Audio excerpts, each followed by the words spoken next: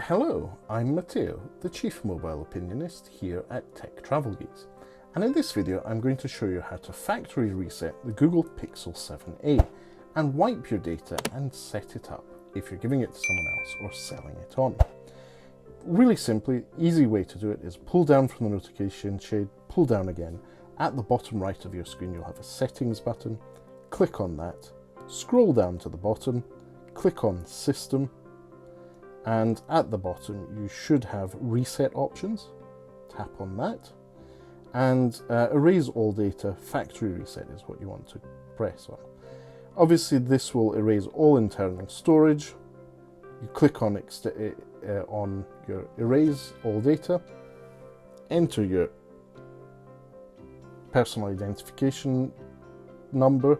You'll then be asked again to erase all data, confirm that, and your smartphone will restart.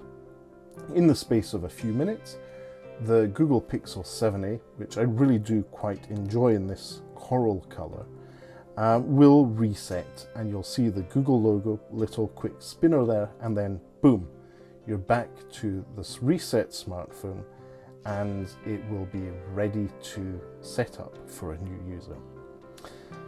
Great. Thank you very much for watching if you made it so far into this quick video on how to factory reset the Google Pixel 7a. If you don't already, please do subscribe to the Tech Travel Geeks here on YouTube. We cover consumer electronics, gadgets, accessories, and pretty much anything else we think makes the travel experience better. Even fashion, yes.